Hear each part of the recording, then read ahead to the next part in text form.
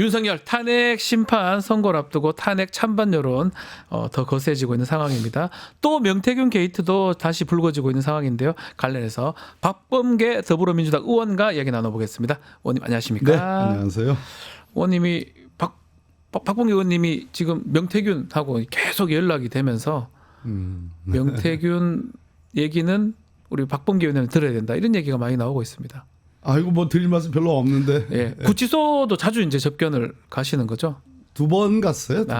두 번 가고 남상권 변호사하고는 여전히 자주 만나고 통화를 하고 있고 지금 현안은 어찌됐든 저희들은 명태균 씨를 국회에 좀 오게 해서 얘기를 듣는 것이 주요 현안이고 목표입니다. 그 얘기 잠깐 이따 다시 하기로 하고요.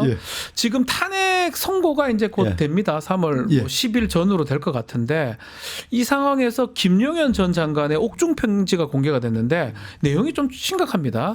헌법재판관을 처단하라. 처단. 이 처단이라는 용어 뭐 법률 용어는 아닌데 어떻게 보십니까? 이게 또 다른 내란 선동이라고 봐야 되는 거 아닙니까? 이 사람들은 이제 막 가는 사람들이고요. 그러니까 무언가 헌법재판소나 또 법원에서 뭔가를 기대하고 선처를 바라는 그런 입장들이 아니고 저는 뭐 김용현 전 장관 지금 이제 피고인이죠.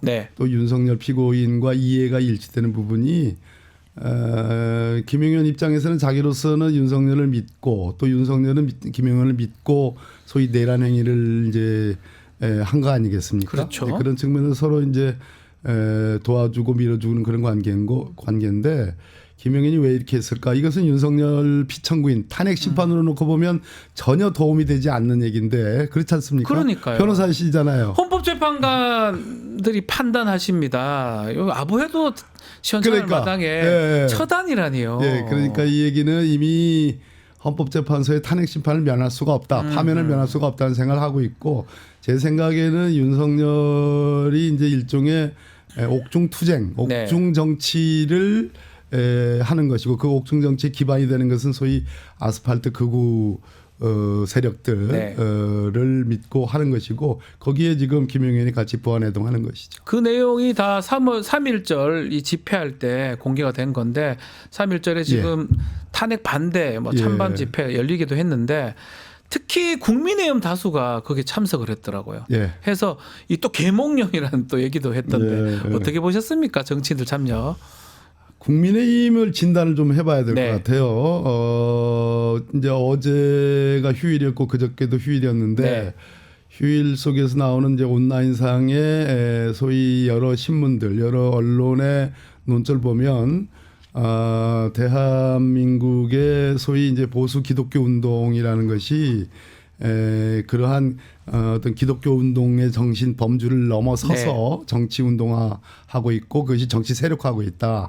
미국에서 이제 트럼프 대통령 후보에 대한 미국 보수 기독교 세력들이 지지를 했지 않습니까? 그렇죠. 그것이 한국 기독교에도 영향을 미친다. 그래서 저는 그 영향을 미쳐서 원래 없던 것이 새로 만들었다 보지는 않고 원래 이제 한국의 뭐 지역에 가면 어느 지역이나 가면 아주 강력한 보수 기독교 단체, 교회들이 있고 저도 불려가서 많이 혼나고 그럽니다. 그러면 찍소리도 못하고 그런데 그런 것들이 점점 세력화되면서 소위 전광훈 중심에 이제 그런 운동이 있는 거 아니겠어요? 그렇죠. 어제 이제 그저께에 소위 이제 3.1절 광화문 집회와 여의도 집회를 보면 이제 두 파로 나눠져 있긴 하지만 그 밑에 기반되고 있는 것은 아주 강력한 극우적인 어떤 기독교의 흐름이 있는 것을 뭐 부인할 수가 없는 사실이죠. 그런데 문제는 이제 언론 논조 중에 예를 들어서 중앙일보 같은 경우는 상당히 걱정하는 그런 논조의 기사를 쓰고 있어요. 왜? 그렇게 가서 국민의힘이 그 속에 빨려 들어가고는 소위 탄핵 심판 파면 선고가 나고 난 뒤에 대선이 60일 내에 치러지는데 과연 대선에서 한국의 중도 내지는 건전한 양심적 보수 세력에 어필할 수 있는 것인가. 그런 점에서 승부가 뻔하기 때문에 그러한 걱정하는 논조가 있는 반면에 뭐 이제 극우적인 뭐 그런 입장이 있는 뭐 그 매체는 뭐 볼 것도 없지만 또 일부 이제 진보지 입장에서는 아까 제가 분석한 예.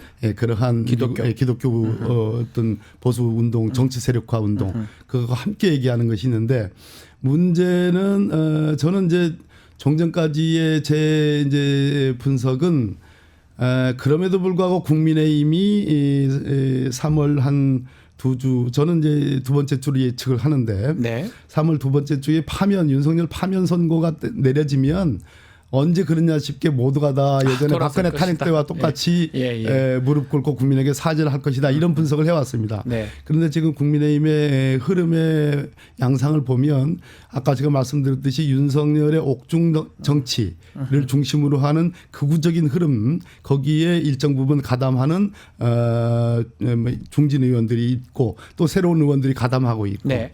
또 침묵하는 다수의 국민의힘 의원들이 있고 또 한동훈으로 대표되는 소수지만 그러한 세력들이 있죠. 이런 측면에서 상당히 원심력적으로 분화될 가능성이 있다. 분화가 될 것이다. 그래서 그냥 일반적으로 얘기하는 무조건 윤석열 파면이 나면 다시 무릎 꿇고 국민에게 사과드리는 그런 것만 예측이 되기는 어렵다라는 그런 생각을 합니다. 그게 왜 그러냐면 지금 집회에서 좀 논란이 되는 충격적인 얘기를 한 현역 의원이 있어요. 서천 의원이에요.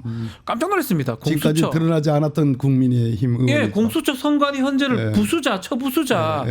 이게 선출직 국회의원이 현역 정치인이 이런 얘기를 한다는 게 놀랍거든요. 어떻게 보셨습니까? 우리 박지원 변호사께서 지금 얼굴이 빨개질 정도로 지금 흥분을 하실 정도로 그랬는데 서천호 의원을 알고 있는 우리 국민들의 어떤 인식은 솔직한 얘기로 서천호 의원 누구 국정원 경찰 출신의 국정원 차장을 한 사람이잖아요. 알고 있었죠. 그래서 이제 여론 조작이나 뭐 이런 것들과 관련해서 언급이 됐던 그런 분 아니겠습니까? 집행유예인가 형도 받았잖아요. 그걸로 유명하지는 않고 그걸로 조금 알려진 국회의원인데 이분의 말 그대로 자기 나름대로는 뭐 이제 서천호식 홈런을 친 거예요.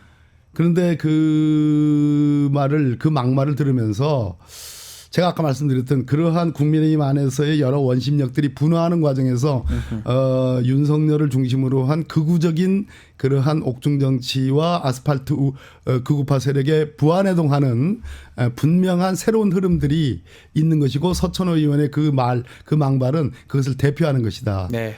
사실 국민들이 많이 잘 아는 잘 알려진 국회의원은 아니거든요. 그렇죠. 그리고 이제 충청도 국회의원이니까 충청도의 정서는 그래도 너무 세게 그렇게 막 그냥 그렇게 하지 말고 좀 이렇게 좀 부드럽게 하면서도 뭐 깔끔 까고 뭐 이런 분위기인데 충청도에서 글쎄 거기에서 뭐 압도적인 지지를 받는 것도 아닐 텐데 그런 생각이 듭니다. 자, 지금 탄핵 선고는 얼마 앞두고 있잖아요. 사실은 10일 때 그때 아니면 이번 주는 좀 어려울 것 같기도 하고 어쨌든 이 상황에서 국민의힘 지도부가 대구에 갔어요. 박근혜 전 대통령 만나러 갔는데 어떻게 봐야 됩니까? 또 권성동 원내대표는 좀 껄끄러울 것 같기도 한데 이렇게 만났던 거 어떻게 봐야 됩니까? 립서비처럼 뭐 죄송합니다. 뭐 그때 심력기처럼 죄송합니다라는 그러한 사과의 말을 했지만 희한하잖아요. 그렇게 너무나 놀랍잖아요. 본인이 그 당시 소추위원 국회를 대표하는 박근혜 탄핵의 선봉장이었단 말이에요. 물론 뭐 조금씩 약간 좀 민주당과 결을 달리하는 그런 소추위원이긴 했지만 어찌됐든 박근혜 탄핵의 1등 공신이에요. 국회를 대표했고 본인 탈당도 했지 않습니까? 그래서 다른 당도 갔다가 다시 돌아오기도 했는데 첫 번째 분석해야 될 것은 이 사람들이 이렇게 다 모여가지고 한 목소리 한 목소리라고 표현할 이따 두 번째 얘기할 텐데 한 목소리를 내려고 했던 것은 역시 근본이 없다.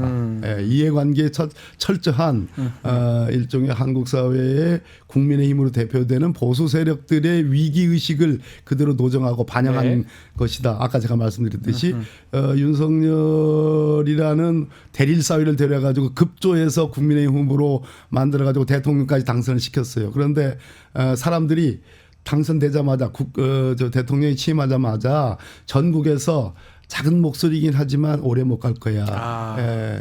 임기 못 채울 거야라는 얘기를 우리 박지원 변호사도 들으셨잖아요. 솔직한 얘기로. 솔직히 좀 들었습니다. 들었습니다. 뭐 이렇게 될 줄 몰랐어요. 그게 민심이거든요. 이렇게 될 줄 몰랐어요. 그 민심인데 아니나 다를까 본인이 말 그대로 진짜 패착 본인 스스로는 어마어마한 패착을 범한 거 아니겠습니까? 네. 그런 속에서 일종의 박근혜 대통령 탄핵에 더한 근데 보수의 분열 위기 속에서 일종의 뭉치는 모습을 보여주는 것이다. 네. 그러나 근본 없는 일이다라는 얘기를 이해관계라고 봐야 됩니까? 이해관계. 이건 어떤 분들은 이권 카르텔이라고도 얘기하죠. 네.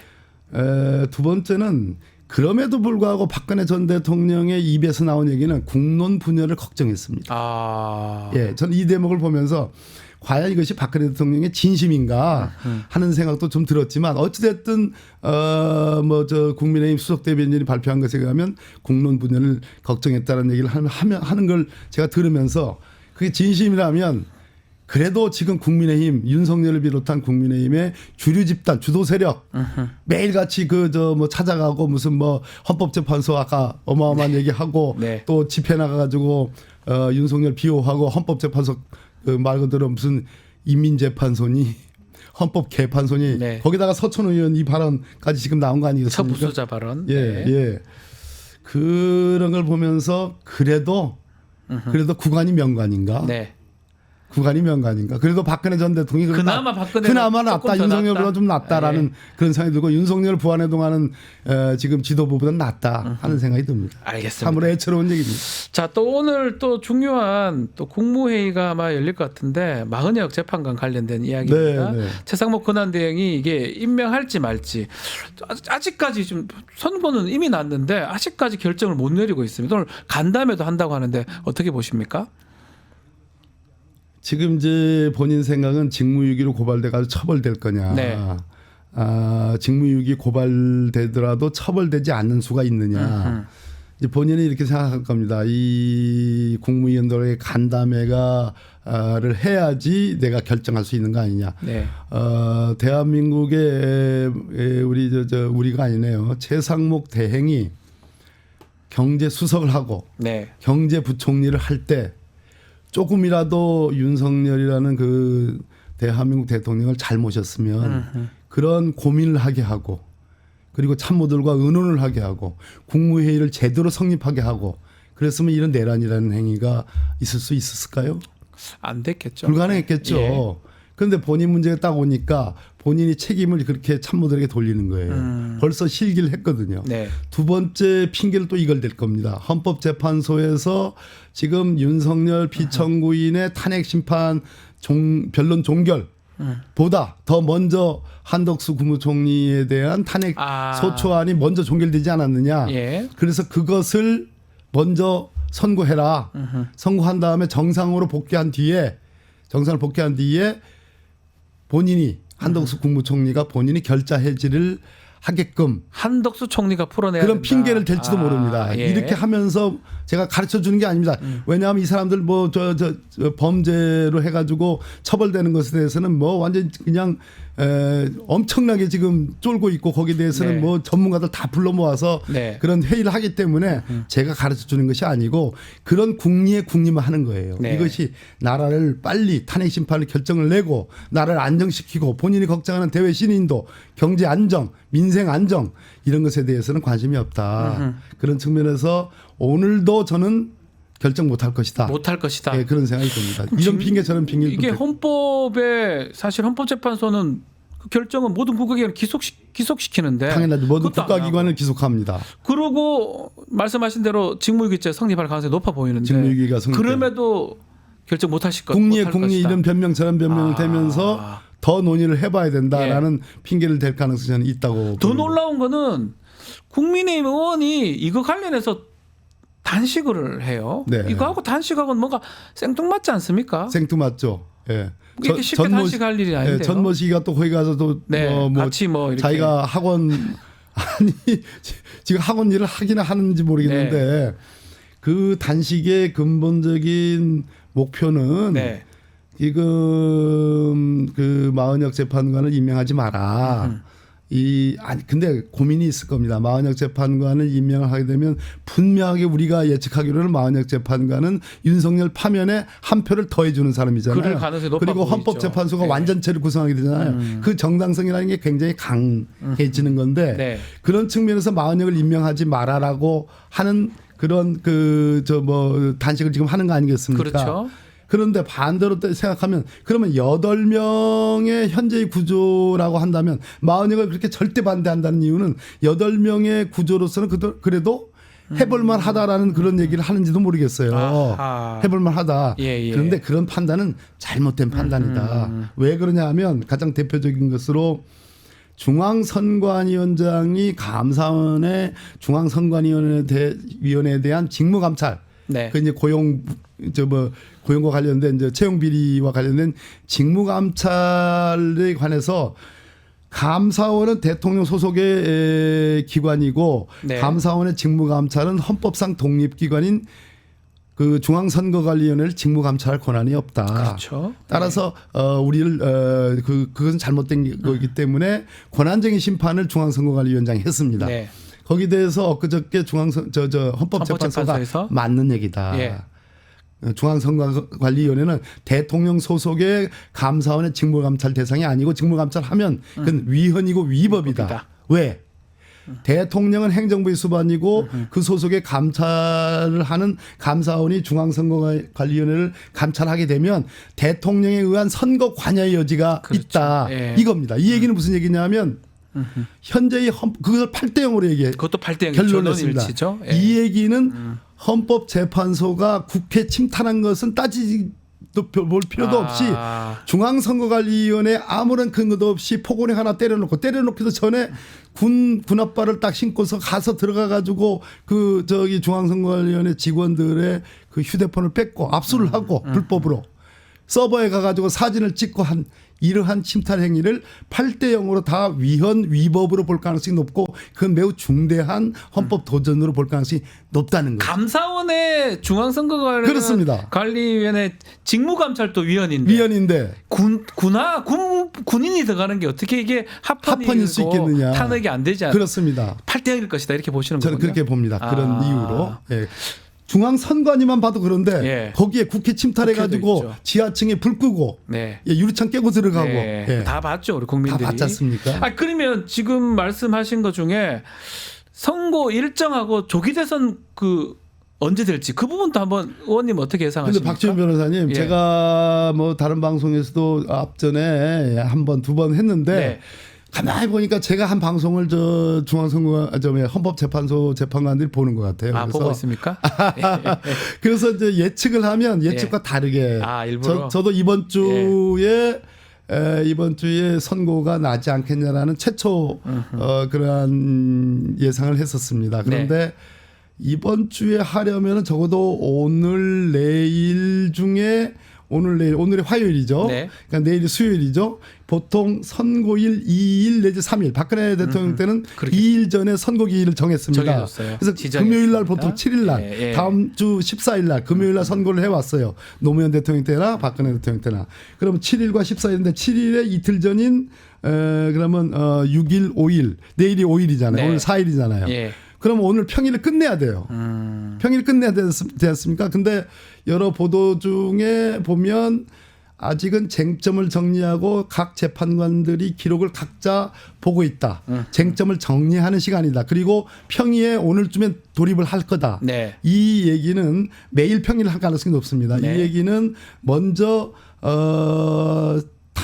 파면 선고를 하기 위해서는 그를 위해서는 선고기일을 정해야 되는데 그러려면 합의가 돼야 돼요. 최종적인 그렇죠. 평일을 통해서 합의가 돼야 되는데 그러려면 각 재판관들이 나는 이 사건에서 위헌 위법인 점이 이거라고 생각한다. 최초에 헌법재판이 시작할 때 4가지 5가지로 정했습니다. 네. 그 정한 이후에 증인신문이 쭉 진행됐고 그렇죠. 여러 가지 증거 기록들이 나왔거든요. 그 증거 기록과 맞춰보면서 원고 즉 국회 측의 얘기와 윤석열 측의 얘기는 딱딱 대비를 해보면서 쟁점을 정리하고 증거는 이러이러해서 사실관계는 이러이러하다라는 점을 8명의 재판관들이 각자 의견을 내지 않겠습니까? 네. 그죠? 그런 의견이 완전하게 공교롭게도 다 완전히 똑같다. 한 번에. 그러면 이번 주 선고가 가능하죠. 바로 되면 바로 된다. 바로 되면 바로 되죠. 아. 예, 그런데 뭐 보충 의견도 있을 수도 있고. 그거 아시죠? 예. 결론은 네. 피고인은 무죄, 어마어마한 사건에 네. 피고인은 무죄라고 할 때 주문이 맨 앞에 있잖아요. 네. 그런데 이유를 낭독할 때 주문부터 피고인은 무죄, 판사가 무죄 선고하고 이유가 이러이러하기 때문에 무죄다라고 안 하죠. 네. 안 하고 하죠. 예. 이유를 먼저 얘기하죠. 네. 이유도 그중에 뭐뭐뭐뭐뭐뭐 하는 점을 비해서는 상당히 의심이 드나? 되는 듯한 얘기를 하죠. 예. 그래서 유죄네. 라고 막 저 법정에 와 있는 사람들이 기자들 포함해서 막 이렇게 술렁술렁 거리는데 그러나 다만 덧붙여 예, 예. 뭐 이렇게 나오지 않습니까? 예, 예. 그래서 이유 중에 무죄 이유가 조금씩 베일을 벗듯이 나오잖아요. 그러나서 마지막에 피고인은 무죄 이렇게 선언하잖아요. 예. 그것이 재판관도 판사도 다 사람입니다. 네. 그러니까 그러한 뭐 꼭 그런 드라마틱을 위해서 연출한다는 것보다는 어찌됐든 이 사건이 갖고 있는 중요성 때문에 이런 측면 저런 측면 즉 윤석열 측이 얘기하는 측면도 일부 맞지만 네. 그러나 그럼에도 불구하고 위헌 위법인 점은 분명하고 그것은 매우 다시 대통령직을 맡기기에는 너무나 중요한 위헌 위법이다. 그렇게 갈 것이다. 그렇게 가려면은 시간이 조금 더 소요되지 않을까. 것이다. 그러면 3월 10일 다음 주. 다음 주 이제 14일 설이 있는데 네. 저는 요일에 국한되지는 않는다고 예. 봅니다. 알겠습니다. 자, 명태균 얘기를 좀 해야 되는데 시간이 얼마 없지만 네. 명태균하고 이렇게 신뢰를 쌓는 계기는 어떤 겁니까? 뭐 여러 의원님들을 이렇게 지적을 했는데 결국 우리 박범계 의원님하고만 이렇게 만나는 것 같아요. 제가 처음에 가서 엄청나게 깨졌어요. 명태균 수모를 당하면서. 예. 아니 법무부 장관식이나 한 사람이 그것도 못 알아들어 뭐 그렇습니까? 이런 얘기도 하고 하여튼 박범계 장관은 말이야 저 눈치 빠르다고. 네. 나한테 찾아온 거 보니까. 그래서 별 얘기 안 해줬어요. 네. 근데 제가 막 뭘 들으려고 막 애걸 벗고 하지 않고 그럼에도 불구하고 저는 궁금한 게 딱 하나밖에 없습니다. 왜 그날 12월 3일 날 밤 10시 23분이었을까요? 그러니까요. 요거만 듣고자 할 것 그게 같습니다. 궁금해요. 모든 국민들이. 크게 무슨 뭐 욕심을 내지 않았고 그러니까 이거 나한테 쫄아서 그런 거지 황금폰한테 쫄아서 그런 거예요. 이제 그 답을 했어요. 그 답을 하고 또 오겠습니다. 뭘 오기는 뭐 이렇게 얘기를 해요. 그런데 그래도 제가 명태균 씨에게 좀 들을 얘기가 많이 있습니다. 네. 여러 가지 억울하신 점도 있잖아요. 그렇게 했더니 뭐 오든지 말든지 이렇게 했어요. 두 번째 간 거는 사실은 오면 선물을 주겠다. 이런 메시지를 제가 남상권 변호사를 통해서 받았습니다. 네. 선물을 주겠다 해서 받아서 이번에는 진짜 많은 얘기를 들을 수 있겠구나 해서 갔는데 역시 아니나 다를까 30분은 너무 짧아 뭐 이렇게 하면서 몇 가지 얘기를 했는데 거기서 반드시 이 자리에 나가면 남상권 변호사에게 3개의 파일을 들어라. 네. 그것이 지금 나오는 USB의 3개의 파일 그겁니다. 2개의 파일은 까졌죠. 2개의 파일 and 거기를 보충하는 뭐 텔레그램 메시지와 카카오톡 메시지가 그겁니다. 이 3개의 파일을 꼭 들어라. 그것이 선물이었습니다. 그리고 이제 몇 가지 얘기를 쭉 했죠. 뭐 오세훈 시장에 대한 그리고 홍준표 시장에 대한 뭐 얘기도 했고 한동훈 전 대표에 대한 얘기도 했습니다. 한동훈요? 한동훈. 제가 이제 이번 주 중에 명태균 씨를 보러 또 갈 건데요. 왜 이번에 제가 들으러 가고 싶어 하는 것은 왜 파일 중에 파일이 USB가 조선일보 기자에게 전달이 됐는데 실제로 조선일보를 보도를 하지 않았다. 안 했죠. 언론윤리 문제라든지 뭐 이런 것들이 있잖아요. 보도를 하지 않았는데 보도를 하지 않았으면 왜 김건희 여사가 탄핵 소추가 의결된 직후에 그 이후에 왜 경로를 조선일보에다 경로를 했을까? 그것도 놀라워요. 보도하지 않은 조선일보에 대해서 이 점을 제가 물어보려고 합니다. 요거 중요하네요. 저는 한동훈 전 대표와의 관련성이 없지 않다. 추론컨대 그렇게 생각을 합니다. 왜냐하면 지난번 두 번째 만났을 때 명태균 씨의 얘기가 한동훈 전 대표를 이렇게 튀어 올리기 위해서 띄우기 위해서 검찰의 검사들이 소위 칼잡이 3명이 움직이고 있다. 네. 그런 차원에서 창원지검에서는 뭉개고 수사를 한건폰 수사를 뭉개고 그런 차원에서 서울중앙지검으로 보낸 것이다. 거기에 한동훈 전 대표를 띄우기 위한 칼잡이들이 있다.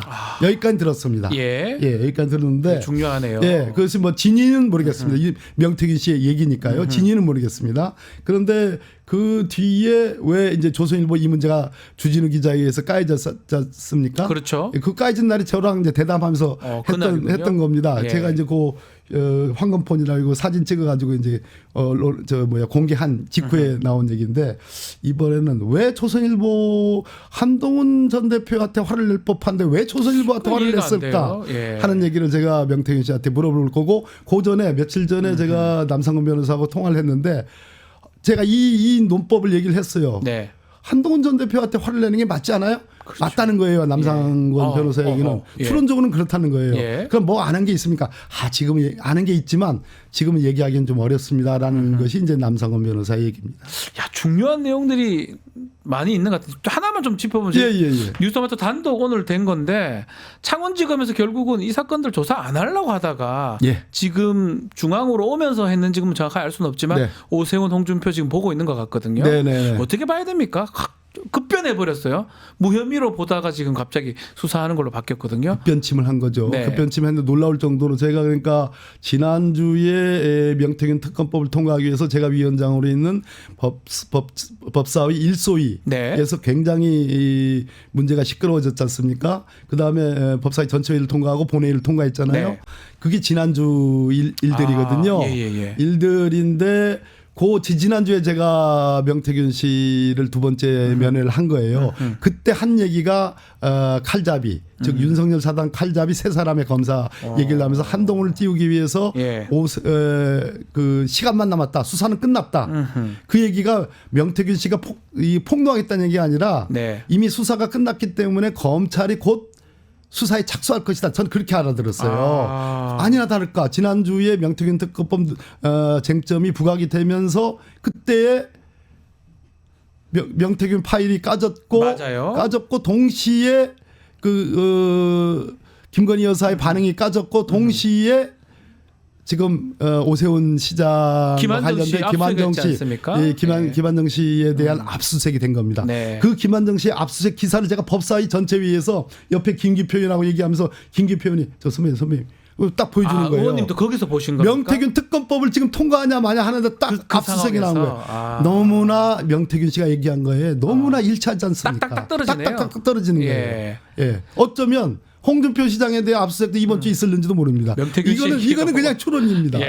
명태균 씨가 예측은 그렇게. 그럼 명태균 씨가 국회에 나와서 증언하겠다. 한 30여 명 문제되는 사람 나 얘기하겠다. 이 얘기도 그 있더라고요. 얘기도 저한테 이미 두 번째 면회 갔을 때 한 얘기예요. 한 얘기인데 저는 국민의힘 의원들 30여 명, 140명 이제 남상근 변호사 얘기했고 그 중에 30여 명. 전현직 140명.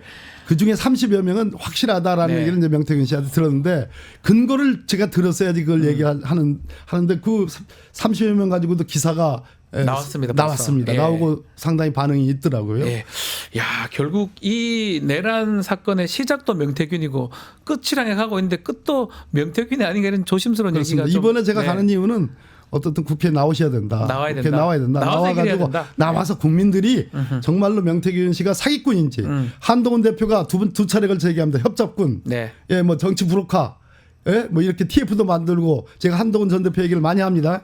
그랬으면 명태균 씨가 협잡꾼이 아니다. 정치 불혹화가 아니다는 것을 국민들한테 알려드려야 되고 또 이 여론조작과 관련해서 이것은 윤석열 소위 검찰총장과 중앙지검장이 자기가 가장 분노하는 것이 선거 조작 범죄라고 했어요. 그렇지 않습니까? 그렇죠. 여론조작 범죄라고 했습니다. 그런 차원에서도 이것은 세상에 알려야 된다. 그렇게 얘기를. 알겠습니다. 명태균의 등장 한번 눈여겨보도록 하겠습니다. 지금까지 박범계 더불어민주당 의원과 얘기 나눴습니다. 오늘 말씀 잘 들었습니다. 감사합니다. 유튜브 구독하고 실시간 채팅과 댓글을 남기시면 매일매일 7천 TTCO를 드립니다. 참여 방법은 통통물 어플을 다운로드하고 회원가입과 로그인을 해주세요.